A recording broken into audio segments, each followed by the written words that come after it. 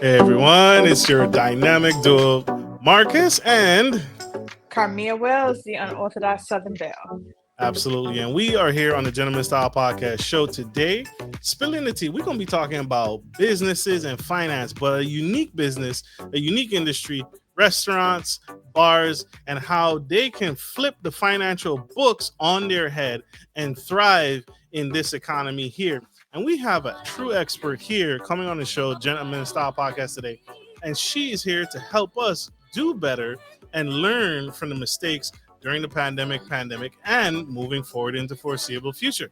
I'm excited, Karmea. What do you think? Are you excited for this lady? I got some Yes, questions. I'm very excited because the things that we've been through nationwide, I want to know so much. Absolutely. Absolutely. So we can't hold this powerhouse speaker back. Coming to the stage, Miss Marta Grumberg. Welcome. Welcome to the Gentleman Style Podcast show. Miss Marta, how are you? Hello, hello. I'm good. Thank you for having me. Absolutely. Thank you for being here. Thank you for being here in this space and sharing this journey with us.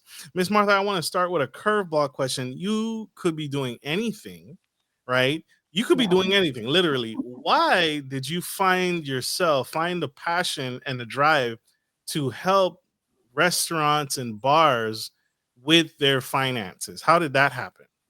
It's a funny story about me. It's when the past chases you. So back in the days, long time ago, we owned a small business, a small restaurant in a neighborhood and made so many mistakes. So as time passed, I went to college, I graduated with MBA, I learned finance, I worked in finance. And then I realized after opening this business that the food industry is still the most interesting field for me after trying many fields. And we started concentrating on that and learn and discovered so many interesting things and so many key points for the businesses. And I realized that working with these people is it's a true partnership for us. It, it definitely can be. The restaurant business is scary to me. Go ahead, Carmia. That's something I was about to say too. The restaurant business is scary, especially in the way that our nation has what we've been through and where we're going economically. And speaking of that, well, I think we not fully out of the woods yet of the Yeah. pandemic, but primarily, how was that transitioning to assist people with restaurants during that time frame? I think the pandemic showed how everything is fragile. It was madness because everything was closing. States issued closing warrants one after the other, and businesses and owners thought that all their life legacy and their baby business is going down. So they started shutting down. And in some point, the government released funds, the PPP, and those that were fast enough, smart enough, and had a true finance partner survived and even grew up from that and had a big success after. So it was very important to follow the changes because it was all uncertain. It wasn't clear in the beginning. It changes every couple days without any exaggeration. But all of my clients, I can say with very happy heart, survived and they're still in the market. I love that. What is a common thing that you saw that you can share that restaurants typically mess up when it comes to the finances of their books? Cash flow. Well, they mess us the books, that's for sure. They need somebody to help them with the books. They hate all this paperwork. They hate dealing with that. People want to manage their restaurants. They want to think about menus, serving, and things like that, not about receipts, vendors, and paying bills. That's for sure. They don't think about analysis. It's very important to be a partner to a client and help with issuing reports that clear and easy to read, but I find the biggest weakness with my clients, food industry clients, is the cash flow management. Definitely the cash flow management. Restaurants have seasons. It's very important to make sure that you manage and save money for later when the season is a little bit slower. It's very important to remember that you receive the money right away, but your accounts payables, it's net 60, net 30. You're going to pay later for bills, and don't spend it. Don't spend your money now if you need to spend it later. It's very important to stay on top of the cash flow, for sure. So cash flow is a common problem. So cash Yeah. flow and just not operating in the red. How does a restaurant how does a restaurant operate and then you come in and fix it? What is it? What is it that you see restaurants messing up? Are they operating in the red? They have no cash in the bank. They have no money in the bank, or do you recommend, hey, borrow some money to hold you over, use some equity line of credit? What do you recommend, or what have you been seeing, and how do you what's the fix to that? So the great part about our service is that we manage the books on a monthly basis. So I'm Okay. there every single month to see and monitor and run reports and see the ups, the downs, and what's going on. So what I see is when the season is getting higher and money comes in, we hire staff. But when the season is getting slower, restaurants having a hard time to downsize their staff because they remember how hard is that to recruit people. The turnover is crazy in the food industry, and they hold to their teams and they having a hard time to let it go, and they waste their caution on that. A big expense of the food industry is payroll, and it's very important to keep a close eye on your payroll, on the servers. It's one, and two is also on your kitchen operation, and see where your strong hours, slow hours, and to adjust your menu, and the payroll kitchen, which is most of it goes to the chefs accordingly. So absolutely, I want to kind of hit on that. When you say adjust the menu, take off things, you actually recommend taking things off the menu because, hey, it's your slow season. No. I recommend to monitor your operation. So if you see that in the morning until 5, you have 3 people coming in, you don't need to have 3 chefs knowing how to do all those fish fancy dishes. You can adjust to a morning menu when you can assemble some eggs or other menus. I'm saying monitor it. I'm not saying get rid of things. Hmm. Keep your personality of your restaurant, but don't be afraid to make change and adjust to the industry needs, to the location needs, to the season. Many Oh, restaurants do that. You will find in some restaurants during particular seasons having seasonal yeah. menus, and it Seasonal works well. options. Morning menu, breakfast menu, um, happy hours, let's say. So I'm just saying keep monitoring it, because people get very excited about their menu and their dishes, and they're so excited that they don't monitor the demand. Absolutely. So Hmm. what? So I'm the sous chef, right? I'm the sous chef, but I need my salad guy, right? I need my guy to make his salads, Yes. do the croutons, all the fixings. I don't.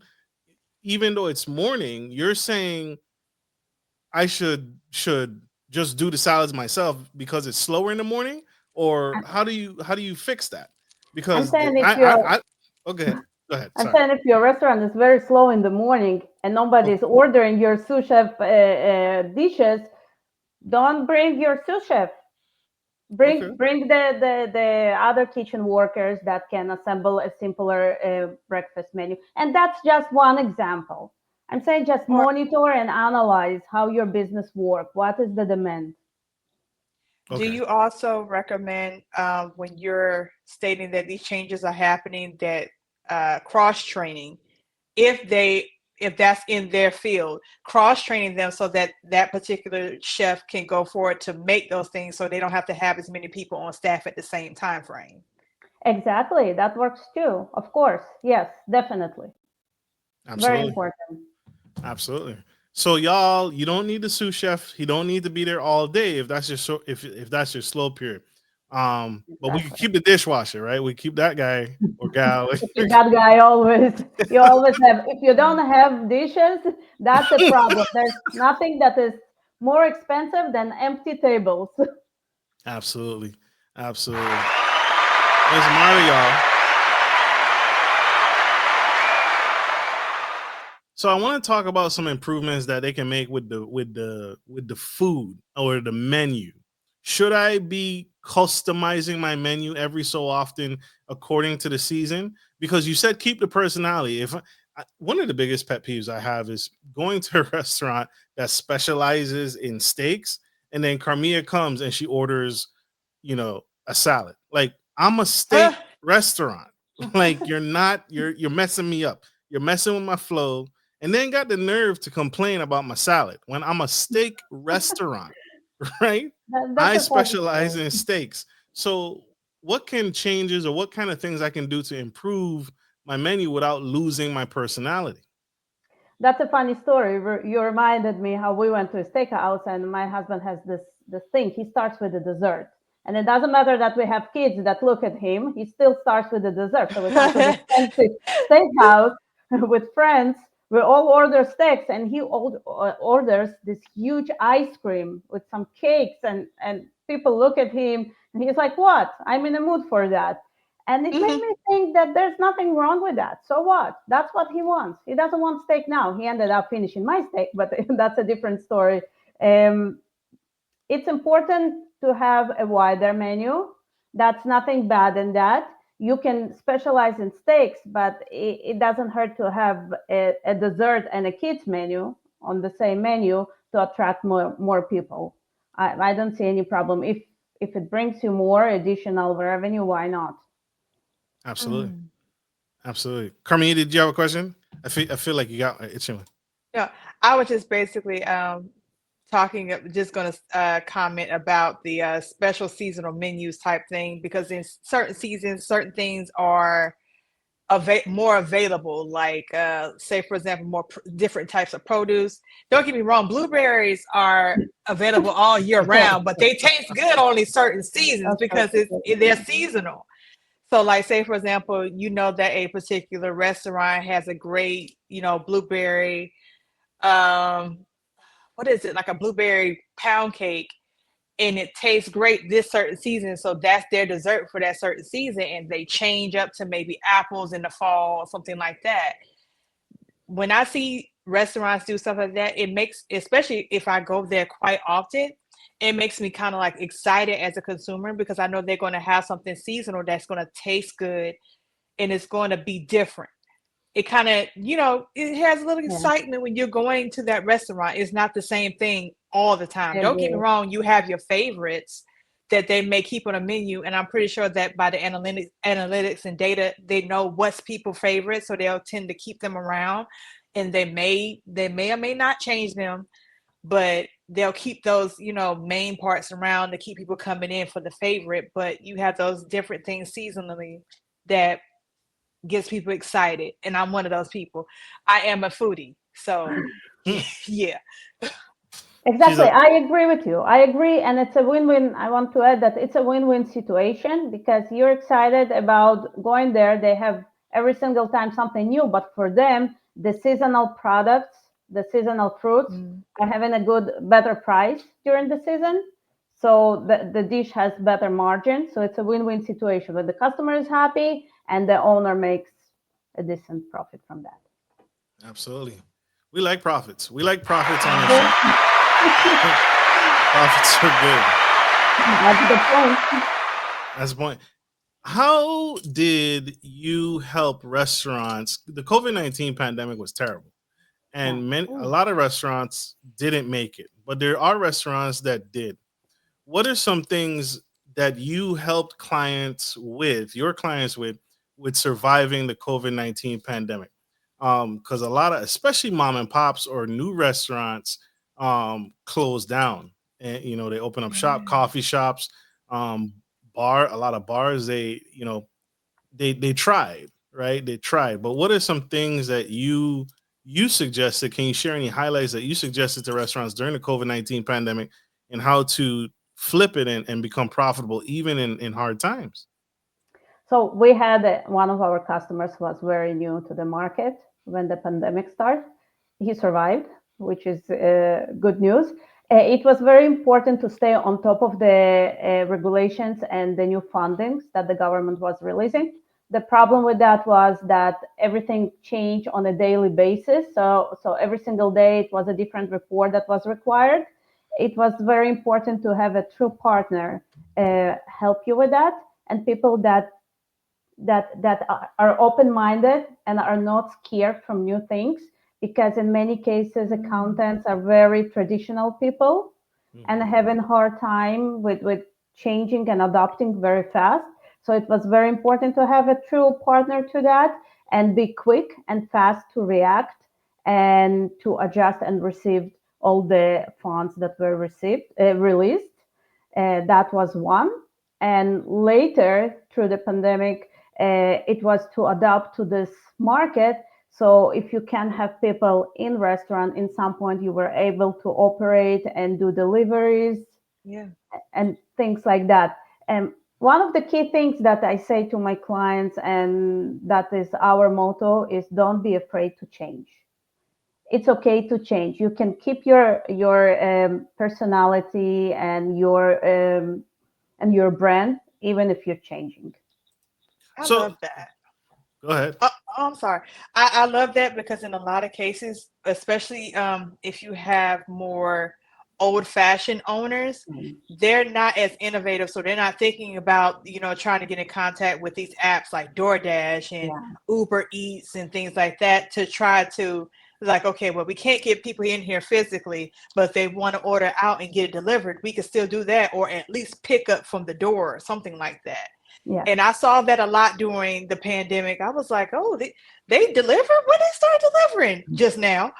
But Well, they made a way, and that's how I saw a lot of businesses was able to survive the pandemic. yes, yes. So the pandemic was a very unique time. It was a dangerous time. It was a scary time. But I specifically remember I had a friend. He lived near DC. Him and his wife opened a restaurant literally like January, and then Oh, the world went crazy in March. So he yes. was Oh, literally just open for 2 months, no clientele, just bought the place, just spent a whole bunch of money renovating the restaurants, adding this, and he was going to do Filipino food. Mhm. Filipino food, but he was going to do it fresh. He was going to do it buffet style. I said, buddy, No. buffet style in after the pandemic. I said, that's not going to work. He's like, no, people going to smell it. They're going to see it and they're going to just come flocking to the front. I said, the, people are being mandated to stay in their house. the smelling So part is a problem for me. You yeah, shouldn't it's be kind of sniffing hard to nothing that close. That's so so true.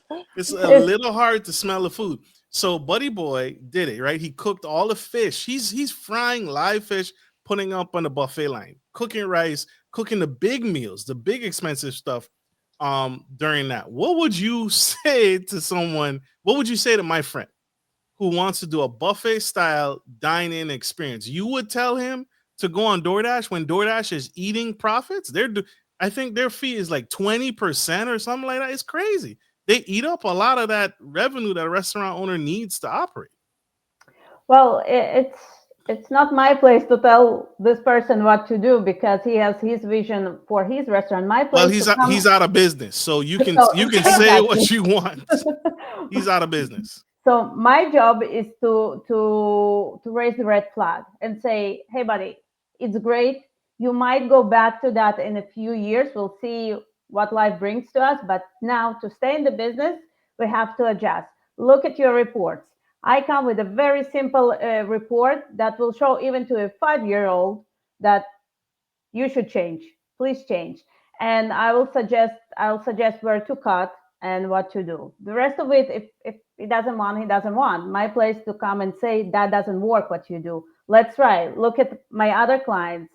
I can suggest, and that's it. Mhm. And show the numbers. If somebody sees the numbers, you cannot argue with the numbers. If it doesn't work, it doesn't work. You have to change. You have to change, or you're out of the business. The problem with the food industry is that, and you can see that many restaurants stay in the business 2 to 3 years and they out of the business. you Mm. you see somebody opens 2 to 3 years out of the business. It's the cash crunch spiral, we call it. It's the trends. They do money now, They waste it all and they don't have money for later. And after two, Mm. three times of the spins, you're out of business, you're out of caution.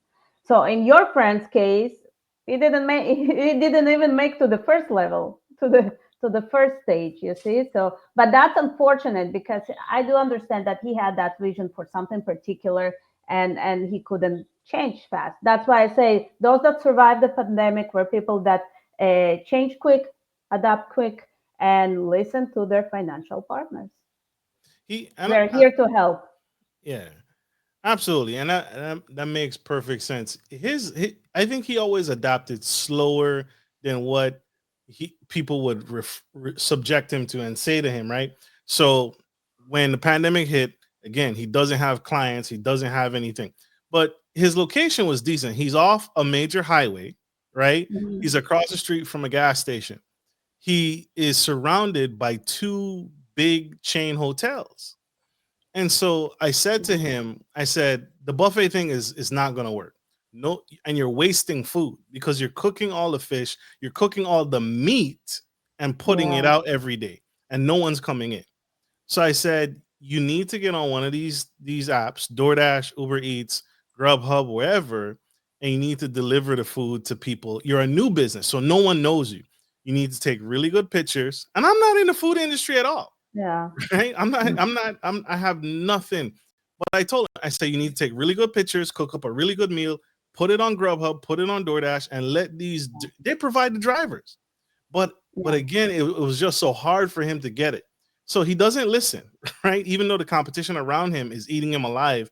And what they were doing was they were on so instead of letting the DoorDash provide you a driver, Hmm. the businesses would become the driver themselves and deliver their own food. That's the old way. Yeah. That's the The old way. old way. In the past, we didn't have Uber Eats or DoorDash, and some restaurants did deliveries, right? Some Oh, American bars and places like that. They were hiring staff, specific staff, but that's more expensive, and that's not for the pandemic time. During the pandemic, you're busy to survive. You're busy to file all those government loans right. that help you to survive, and through that cash cushion that it provides you, you do the changes and you adjust, and you just adjust as time goes, because after a while things started reopen again and people were extra hungry to go out. I remember the first time we went out, it felt like Disneyland, just to go to a local diner after you've been Mm. so locked for so long. So it's all about being fast and not afraid to change and adjust. Absolutely. Is it a warning? So I keep harping on my friend because I kept telling him. So he's slow to change, and you already spoke to your expertise on that. He was super slow to change.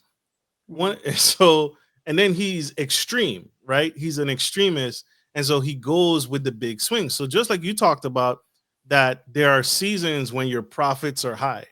So he comes into some money, Hmm. right?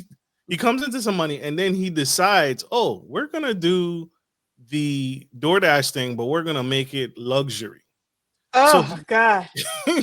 so he buys a stretch limo to deliver your DoorDash meal.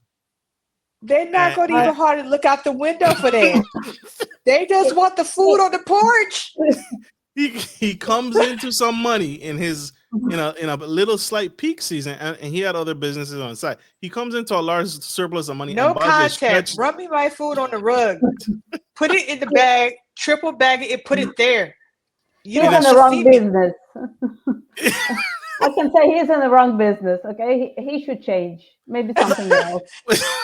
but would you ever advise, hey, scale it up, go higher, do what your competition isn't doing? Because nobody in the community, no one in 100 miles was delivering food, Filipino food, in a stretch limousine. Do you ever Abs- No, no, no. I no. look numbers. I look income versus expenses, margins. That's what I look. No, Limo, I don't care how you do that. I care what do you have in the end of the day. Do you have profit or loss? If you have huge loss with the limo, get rid of the limo. You don't need a limo. You can use a small car or whatever people use. I look in the numbers. If you get this marketing and big trend around your limo and the whole town is chasing you, please keep it. But if you see that it doesn't work, get rid of your expensive fish, get rid of your limo, and try to survive. Try to increase your margin, not to lose it and wipe it all, for sure. Yeah, he Instead of so go ahead. that is Yeah. so weird. Instead of you go ahead and join DoorDash and Uber Eats, you say, you know what? I'ma spit it all. We're gonna go straight to the jugular. Let me have it. Let me go. Give me the limo. Put them up front. We gonna deliver food just like this. Who is in the back? Nobody but the food. Nobody but the food. And Definitely you run. creative. You're running heat for the food. That's crazy. Yeah, I've that's never yeah. put my food on the porch, triple bag that, and leave it, and send the information back and say that it's delivered. I'm good. They You had you no con- don't you they wouldn't had want that? no con they no they had no contact during the pandemic for a reason. It's safety reasons. Also, I don't need to see you. You don't need to see me. I just need to see my food right there. That's true. Honestly, and you reminded me, usually I don't advise to increase expense. I advise to downsize decrease the expense. And I tell the more luxury restaurants, if you're going to put yourself there with DoorDash or Uber Eats, it's it's a different competition there. The other way around, do a simpler dishes. You don't have to put this fancy dish that you serve your clients with all the decoration and the good serving. There's no high demand for that. Do something that your client will get in a good shape. Let's remember that it's going to be on the way, like at least 30 minutes, 15 to 30 minutes, something that you can pack, something that you will give you more clients that like your food. You don't have to keep the same menu for your in-house clients and the deliveries. You can downsize your menu and make it profitable. Make sure that it's a win-win. Make sure that your Mhm. clients like your food, but make sure you make some margins and some money comes in, not just out. But in his case, he didn't have any clients because he had just bought it and he had just opened up, so no one knew of him. No one knew. So Yeah, he how had to do some marketing, not so with the limo. so do you recommend not the limo? Do you No, recommend how much money you recommend spending on marketing, advertising? How much do you recommend? no, it depends. It's very flexible. It Okay. depends if your restaurant is small operation and it's a mom pop's shop that makes $100,000 a year, and versus an American bar or few American bars that make 30 millions a year. I So the spending will be definitely different. It's a percentage, definitely percentage. Because I definitely noticed during the pandemic, social media was the top situation when it Yes. came down to advertisements. You had the TikTok videos, you had a Mhm. Facebook, you had Instagram. They was burning it up. You was gonna Yeah. see those businesses. You was gonna Yeah. get hungry some kind of way, and they'll put the different places that we deliver. DoorDash, Uber Eats, you can Yeah. find us. You gonna find us. That they definitely was very adamant on in Yeah. social media when the pandemic. Those who wanted to survive, oh, you could tell. You Yeah. definitely Yeah. could tell. Yeah. Yeah, and the social media, you can start with $2 a day or $5 a day, and Hmm. you can go Yeah. to thousands. It's Absolutely. the sky's the limit. You're speaking to something that's truly profound. I love how you said you can have a whole different menu that is different on DoorDash than what you actually serve in house. Yeah, And so you can have a cost effective dish on DoorDash. yeah, Maybe it's some eggs, bacon, and some gravy and some rice, right? That don't even sound good. I'm sorry. I don't cook, y'all. yeah. No, Bless you your can do heart. salads. You know what? It's like salads. Salads Yeah. work well, Yeah. and then you have all the ingredients, and it's very fast and it's easy to put together. You don't have to have a sous chef for that. It can be even steak or burgers or whatever you serve, but it doesn't have to be those fancy dishes, with a special touch with 100 Hmm. million ingredients and special mushrooms or whatever people go out for that. Yeah, because I've seen restaurants basically do the flip. They'll have the simple dishes like for the delivery, but if it's certain things else you want first, be like, I've been here before. Why don't they have it for delivery? You call, they be like, oh no, we only do those for pickup. You could come and pick those up or dine in, but if it's not available for dine in, then you could pick it up, but we're not delivering that. Yeah, the flambe and the big stuff. No, you got to come here to get that. Miss Marta, y'all. This is super powerful. This is super powerful. So I'm gonna harp on my friend one last time. Oh, he is So getting roasted. because he did Boy, everything. flip him over. He's overdone. So I remember visiting the restaurant because I was trying to support him, right? He's all the way in DC, so that's a 3-hour drive for me. But I would go up there, support him, and I'll order to my heart's content. And I remember after he did the limo thing, he came out, he came outside. He liked to greet me. He would come outside and he had shades on. And I said, "What are you doing? It's like the middle of the day. Why you got shades on?" He took his shades off. He had a black eye. And his wife was in the kitchen with him. His wife was supporting their business, right? So she's in there, and he like, I said, "What happened to your eye, man?" And he like, "No, I just tripped and fell." His wife is like behind the counter, like, and she goes back into the kitchen to hear what he said. Blink once, blink once if you're in danger. Blink twice if you cool. But it's stressful. It was it's super stressful. stressful.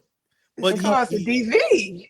he was slow to transition. He was slow to catch the shift. So same thing. I said, "Hey man," because it was a big restaurant that him and his wife bought, and it was the restaurant side, and then there was the lounge side that had a bar. So I said, "Hey buddy, get your liquor license. You got the hotels, you got the highway, you got truck drivers. They're looking for a pit stop.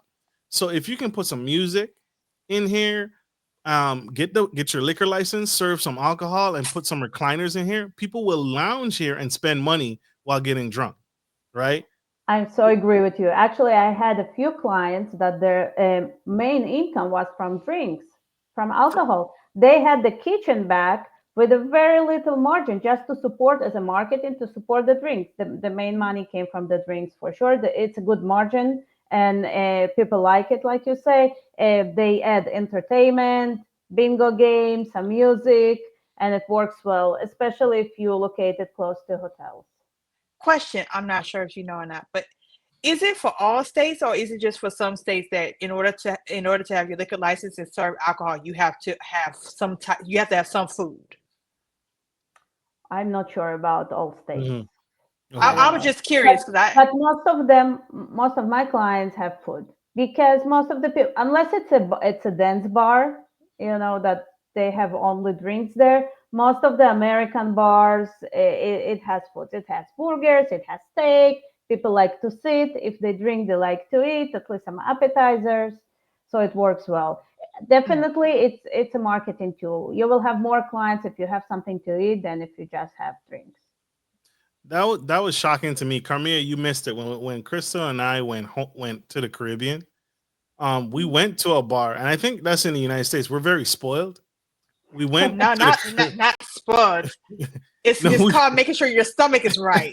Exactly. We went to a bar back home in the Caribbean, and we're like, "Okay, can we see the menu?" He's like, "It's just alcohol. It's just order what you want. We'll mix it." And I said, let me get it straight. You don't serve food with your alcohol? He's like, "Yeah, we just serve alcohol." And it was a bar. And then just it had like lit and sick. It was sick. Yeah. It was like a convention building. So you could host events, you could host parties, you could host, but all they had was liquor. And then the one night on Wednesday night, they would have sushi.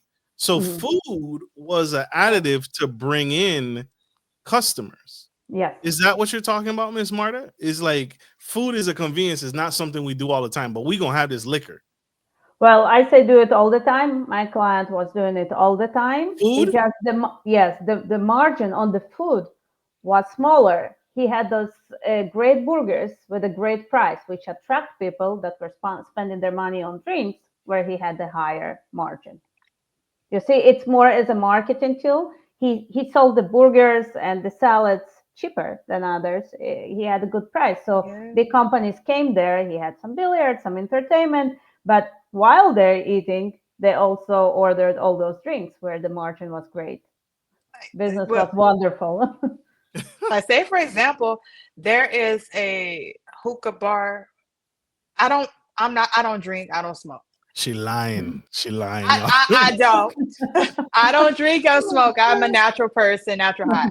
But I went basically as a DD, designated driver. Hey, how y'all Mhm. doing? And I like the music. I like the music.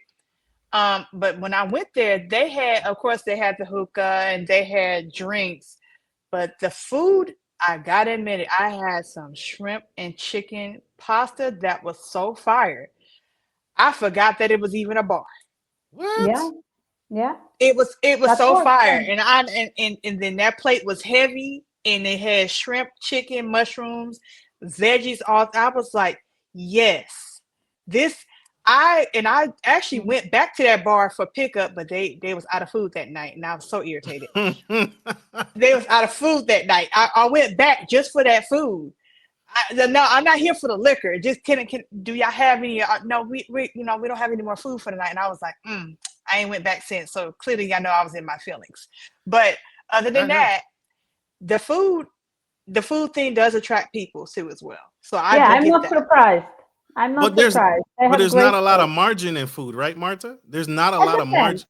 It depends. It's all depends on the strategy of the business, the location, and the demand. If you have a lot of families coming during the day and food is your big issue, then the margin have to be good.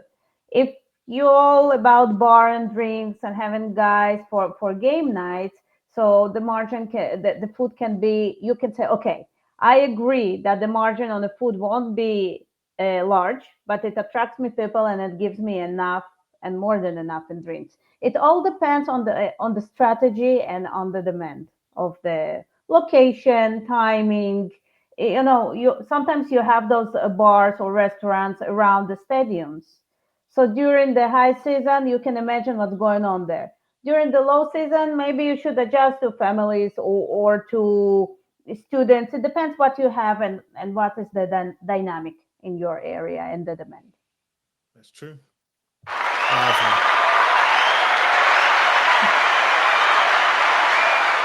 Miss Marta, do you have any bars, restaurants that you, as clients, who are privately owned businesses? And then do you have any bars or restaurants who are franchises? Can you share? Is there is there one that's better than the other as far as margin goes or monetary goes? Are there other considerations that someone needs to have when working with you?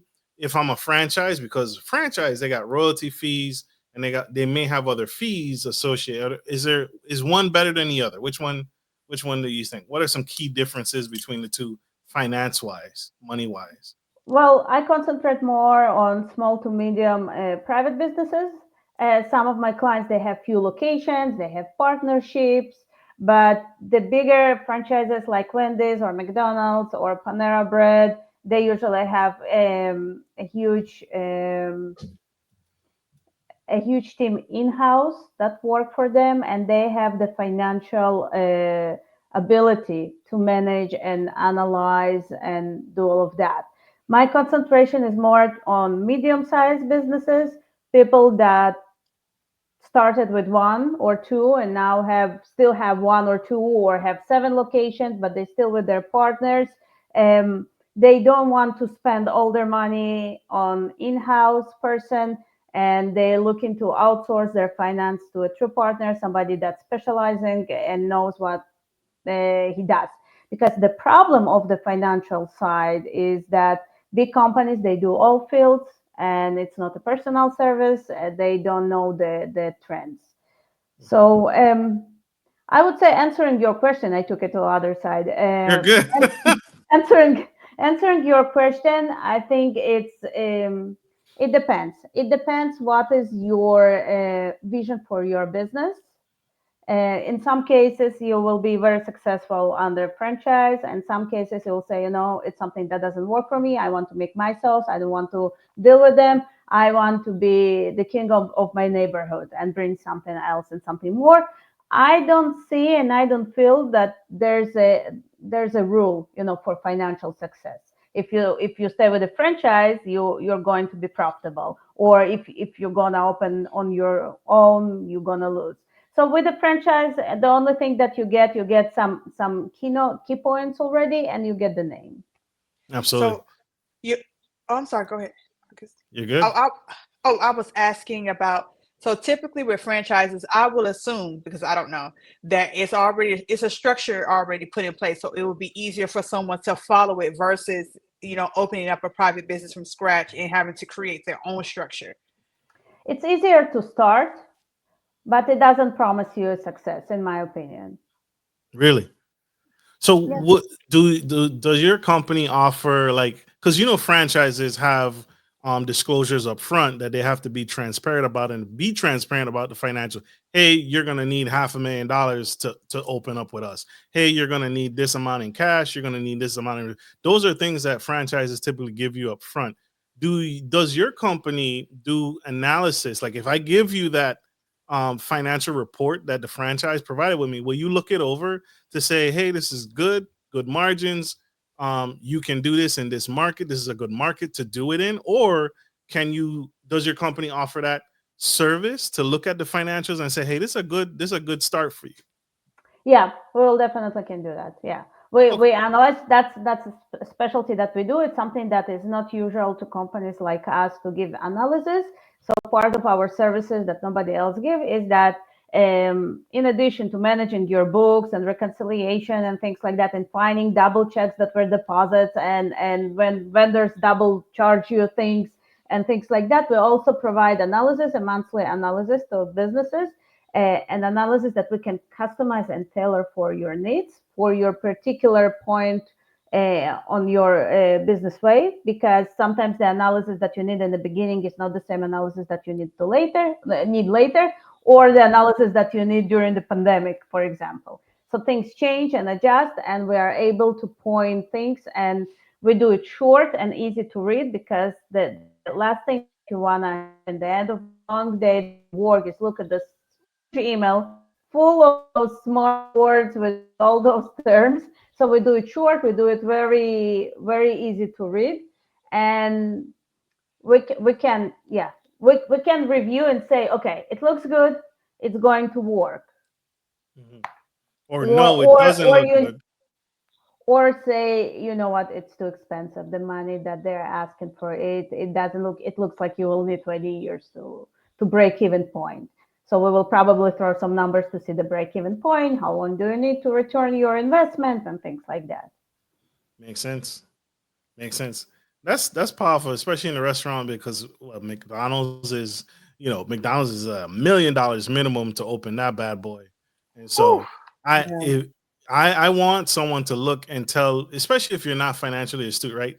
If you're not detailed, you want someone to kind of look over this, like, hey, does this make sense for my market that I'm trying to open to? So having that set of eyes look at it and say, yeah, you can do this, or no, you can't. I want someone to tell me, hey, go ahead. This is good margins, because this is good profit. Mhm. Because a salesman is always going to sell you, yeah, you could Yeah. do it. Go ahead. Give me that franchise fee. Give me that royalty and pay me every month, no matter what. No And matter that, what. Yeah. because once you sign on that line, it's you're in there. You're in there. You're locked in like Mhm. Flint. So Yeah, super, that's super. true. My, Salesmen sell you everything. You know where we see it a lot? Now, the trend is on software. You know how they say, mm, oh, there's a software for everything. Just Square. Google it. Yeah, everything. You can have accounts payable, accounts receivable, you can have your inventory.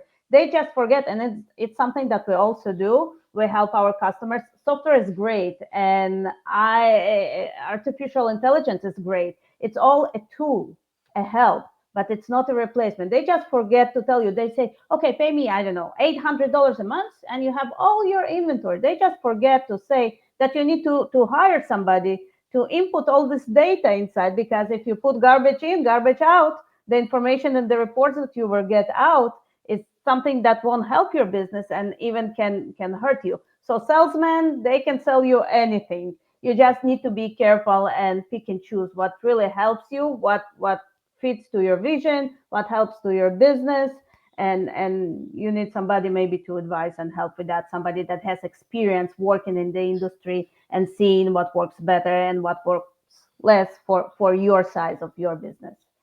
Absolutely. Miss Marta, are you Italian? Oh no, I'm a long story. You can hear my accent. Oh, I'm a long story. I was born in Ukraine, so I speak Russian. It's funny that Oh, I was born in a period of the Soviet Union, so I don't speak. I can understand Ukrainian, but I don't speak Ukrainian because I left when I was 6, and I immigrated to Israel. I grew up in Israel, and I moved to the States maybe 15 years ago, maybe a Welcome. little bit less. Love it. Yeah. Love it. yes. Long story. So the accent, you probably hear the Eastern European accent. I did. I did. Do you own any restaurants? Well, we owned a restaurant with my husband when we were very young back in the days in Israel, and that's something that probably pushed us back to the food industry, the passion and the love of that, and made so many mistakes. Oh gosh, I wish somebody was there to help us. What's a mistake that y'all made? One of it was that I thought we thought it's a great idea to sell bigger dishes for the market price. With a limousine? No Oh my limousine. God. No limousine. No, no. Oh, We were very oh. no, no, no, no limousines. Definitely. There was no parking there for the limousine, so we decided. So wait, for bigger that. dishes, that means bigger price. I can charge more. How did that not work? How was that a bad Because idea? I didn't charge. I thought it would be a great marketing to give a little bit more for the same market price, but Oh, it ate from the margin. Well, we adjusted and we changed, but the time that we were doing that really ate our cushions and ate our margin. So when we realized that it's a mistake, we changed the menu, and that's what I say. Don't be afraid to change. It's okay. Things change, and we adjusted the menu, and we put more marketing and advertisement on other dishes, the pasta and the potatoes and the sandwiches, and we a little bit relaxed and downsized with the salads that were huge for low margin. And then we a little bit made it a little bit, adjusted it and made it a little bit smaller to recover the margin on that. makes sense. That was a big mistake that we did in the beginning, but we were very young. We were at 20, so we had You- those great ideas and the passion and the vision. but you adjusted quickly, so that makes Yes, sense. yes, we recovered. Yeah, recovered from that. So the last point that put my friend out of business was Boy, he It's not the being limousine. roasted. so how do you control how do you still make a profit when the cost of your food is going up? And so this was the final straw. Him and his wife sold the restaurant, went out of business, closed the doors. Is that chicken? The cost of chicken, and he wanted real chicken. He didn't want to buy the processed chicken or Yeah. the steroid chicken. He wanted to serve and always serve fresh, wholesome chicken. And so, but acquiring the chicken, real live chicken meat, was expensive. And he said, I gotta shut down the business because he would have to either sacrifice and serve fake meat, fake Mhm. chicken, or raise his prices so much that he felt that no one would buy his food. So what would you have said to him at that juncture? He's at wit's end. The price of chicken has gone up because it costs too much to acquire, Yes. but he doesn't want to serve the cheap chicken per se. It's cheaper, it's cost effective, and I can still operate. But it's not. It when I cook it, it'll taste different. It'll look different. Yeah. What would you No, say no. to him at that juncture in his restaurant? I agree. That's a major problem, especially with the inflation that we had lately, and the prices of all the products went up, and it's more expensive right now. And all the businesses are kind of trying to understand what they do. Do they raise prices? Then they lose customers.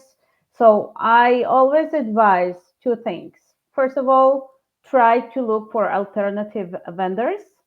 Sometimes in certain situation, wholesale will be cheaper than to buy from the vendor, and that's because wholesales, they have those contracts for many years that lock up the prices. So they have the ability to sell you. And that's why you see, by the way, when you go to wholesale, you see a lot of people piling, you can see that that's not for their homes. You can see that that's for restaurants, because the price that they can afford to sell to their customers is lower than when you buy from a vendor. That's one. Two, I will suggest maybe do a little bit smaller portions, or maybe to adjust the menus and sell some dishes that will have less of the chicken. And the last one is to raise prices. If you did all of that and you still have to rise a little bit the price, you have to do what you have to do and advertise. If you raise the prices, advertise that you kept the real chicken. That's what you do. You get your chicken from the farmers, or whatever it is that make it so pricey. That's why thank you for saying that. That I was looking for, because to me that's where I would go. I would go local farmers. Who's the local farmer in my area, the chicken guy, and just buy from him. Yes.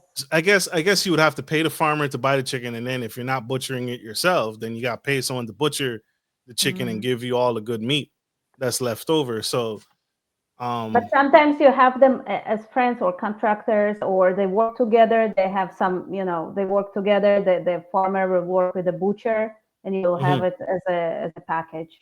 As a package. So, okay, I'm gonna As a buy. deal. As a deal, Okay, yeah. so I'm gonna buy 200 chickens, and you already have the relationship with the butcher, and he's gonna process it, pack it up, and then sell it to me. So that was great, That's and I a love that great you. relationship to have. As a for a great relationship. Yeah. You know that it's locally owned, which means you know that it's not like a major plant who's handling the meat. You don't have to worry about all the hormones and stuff being pumped in, but you know that it's coming from a farm there. That's a wonderful relationship to have. Exactly. And you go and advertise for that, especially during pandemic. You say local business, I buy from local, come support the local economy. How many times it happened to you that you went to a place just to support the local economy during the pandemic? It happened all over the place. And once somebody tries it, you got the client on the hook for the Yeah, good chicken. you got real chicken, the real Real chicken. chicken, yeah. And then, like she said, y'all, the marketing, the advertising. So not only just doing it, but letting people know, hey, we still kept authentic chicken. We still kept Mm-hmm. real life chicken. I watched the interview of the CEO who bought PF Chang's and then bought Red Lobster and saved them Mhm. both out of bankruptcy. So one of the things he said that was interesting to me is one of the things Red Lobster does is Red Lobster owns or buys at least 25% of fresh lobster from the market. So out of 100% in the entire Mhm. world, that's not US, that's the entire world, Oh, Red wow. Lobster buys 25% of the gross domestic lobster in the whole world. And so that allowed him, when he first tried was attempting to save them from bankruptcy, he said, let's go back to the vendor. Listen, Negotiate the buddy, price. listen, buddy, I buy most of your lobster. I buy a quarter of the fraction of lobster that you sell. We need to negotiate this price that you sell it for to me. And he Yeah. did that. And that was one of the things that he was able to do is he went back to the vendor and said, if I buy this from you, you need to give me a premium Yeah. If I because go no out one of the else. business, yeah, you go down with me.